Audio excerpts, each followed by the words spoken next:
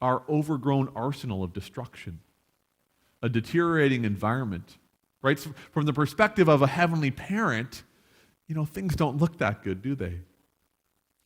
But then, therefore, we, as people of faith, have a leadership responsibility like never before. And so we have to learn to go to our scriptures, to draw from our tradition of faith, to be bearers and representatives of the moral dilemmas of our times, and to reflect back what we can do. How does God help those who in our time and place are thirsting for righteousness? How can we know and help others to know the good? And so Paul, here in his letter to the Colossians, has something to say about personal ethics and the good. I mean, of course, it's never just enough to acknowledge our own individual sinfulness, but always the brokenness of the world of which we're a part. And no one, and certainly not the Apostle Paul, would ever say that it was an easy process to become the person that we are declared to be at our baptism, or to live into that forgiveness which was declared earlier in the service. And so Paul uses very strong language to get across the difficulty of shedding the old ways. Put to death, he says. Kill off. Get rid of those things. Right? This is serious business, and he wants his readers to know it, and to take serious attention and serious strength to overcome this. And Paul's hit list includes a series of sexual excesses. Interesting, though, as you go through that list of sexual excess, it concludes with the vice of greed. And what a crucial connection to hold on to today. The common thread that kind of runs through the sexual sins and the sin of greed is this concept of excess. I mean, there's nothing wrong with having things. The problem comes when you can never get enough things. Then you become an idol worshiper. Right? And so on a societal level, so dangerously, the insatiable thirst for money or power or weapons or fossil fuels, right, it puts the whole world at risk. The problem with wanting and needing is when we simply cannot get enough. And this is also true of a sexual appetite. Sexual desire is one of God's greatest and most delightful gifts. But when that desire becomes your God, and it's in its out-of-control state, it causes you to break covenants that you've made or causes you to betray the best that you know, then you've gone back and you've picked up your old self that through Christ's power you could have left behind. And so Paul writes, on account of all this, the wrath of God. The wrath of God is coming on those who are disobedient. And that made me think about this. I don't know if you can read it, but it's like the preacher Dalmatian is saying, and he said unto them, bad dogs, no, no, no, no. And the caption at the bottom is, hellfire and Dalmatians. And I show that to you because sometimes I think, well, why does Paul have to be so grim, right? He's not always the kind of person that I think I'd like to sit next to at a dinner party, to tell you the truth. But what if there's a way of reading those words, the wrath of God is coming? What if there was a way to read those words that was comforting? And I think there is. And maybe think about it this way. I mean, since you and I cannot defeat the temptations that besiege us on our own, in fact, we can justify giving into them every day of the week.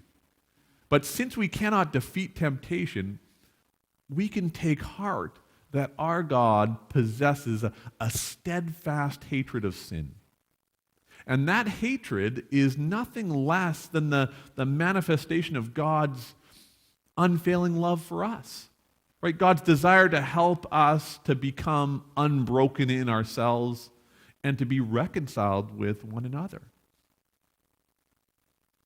Well, Paul goes on to name another set of vices, what you might call the vices of the mouth, right?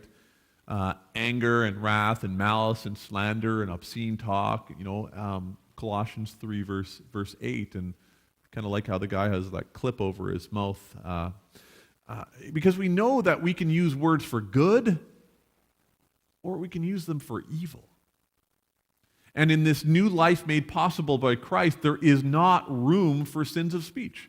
There wasn't any room 2,000 years ago. There isn't any room today. Anger, for example, can be good if it's channeled in ways that take on injustices and that change the way things go in terms of oppression, but misused, allowed to get out of control. Anger is perhaps the most destructive force in the universe. It can rip apart families. It can destroy friendships. It can destroy relationships. It can destroy marriages. It can send nations into kind of downward spirals which lead to war, which leads to unspeakable suffering and death. So be careful with your anger. Right? Once bitter and cruel words are spoken, they can never be retrieved. And remember that self-respect is more important than kind of blowing off some steam. Remember that bearing with another is a crucial Christian virtue. I mean, even though it doesn't fit well, and even though sometimes we don't like wearing it, but if you practice forbearance, if you practice patience, maybe someday you will become the kind of person for whom forbearance and patience is the most natural thing in the world. And maybe just a word about, these kind of meekness, kindness, that whole cluster of virtues that Paul refers to. Virtues, to be quite frank, that are often assigned in our culture and in our Christian culture even to women, and from which men are all too often excused. And I think it's important to note that Paul makes no such distinction. Men as well as women are challenged to clothe themselves with kindness and compassion. Men as well as women are challenged are called to live to a higher standard of sexual morality. There's no double standard in the New Testament. The great news is that living on a higher moral plane, it really is possible through the redeeming grace of God in Christ Jesus. And so Paul says in Colossians 2, you were buried with him in baptism and raised with him through faith in the power of God. And Paul's idea here is that we get publicly marked with the death and resurrection of Jesus. Right? God says you're identified, you're marked by Good Friday and by Easter. You've died and you've risen with Christ. And then dying and rising then become the model for our Christian walk. Dying and rising become the kind of countercultural success formula for the gospel of Christ. Our daily dying and rising becomes the way that others are even drawn to wondering about Christ. Paul says it this way in Romans 6, verse 11, in the same way, count yourselves dead to sin but alive to God in Jesus Christ. Make dying and rising this pattern that you follow in your everyday life, Paul says to the Colossians. Since you've been raised with Christ, keep that pattern of renewal going. Let your old self drown. Let your new self rise like Jesus coming out of the tomb. Kill off envy. Raise up gratitude. Kill off resentment. Raise up forgiveness, right?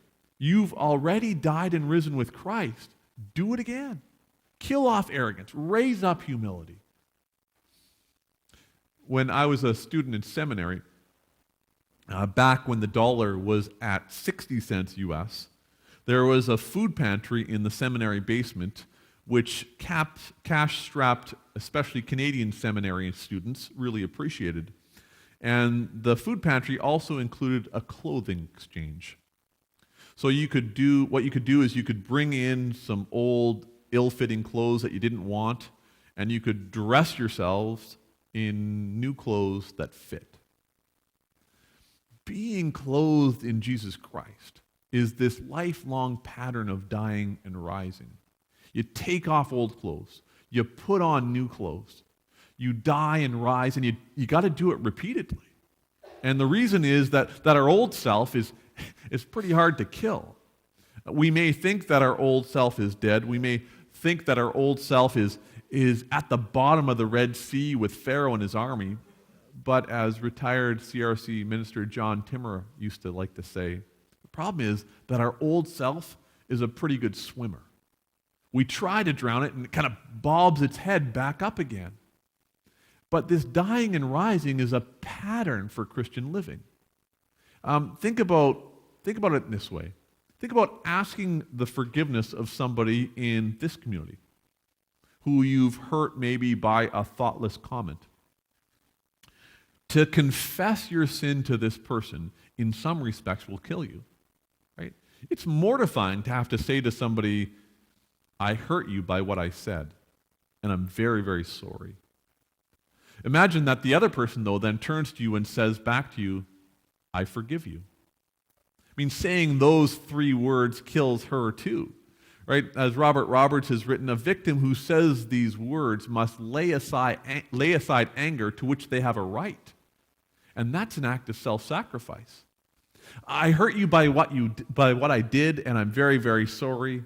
And then from the other side, I forgive you.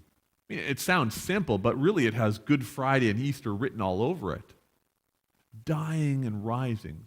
I mean, so much is kind of packed into a single moment when 2 people, both clinging to Christ, go down into death with him and are raised up to newness of life. They rise to unity. They rise to new life. So being clothed in the virtues of Christ is not simply a program of kind of self-improvement, right? Being clothed in the virtues has to do with embracing not only who Jesus is, but also, to put it this way, Jesus' program. Right? It means admiring our Savior. To admire Jesus, to admire his program, means that we will find some ways of thinking about Jesus and seeing him that will enable ourselves to put on Jesus.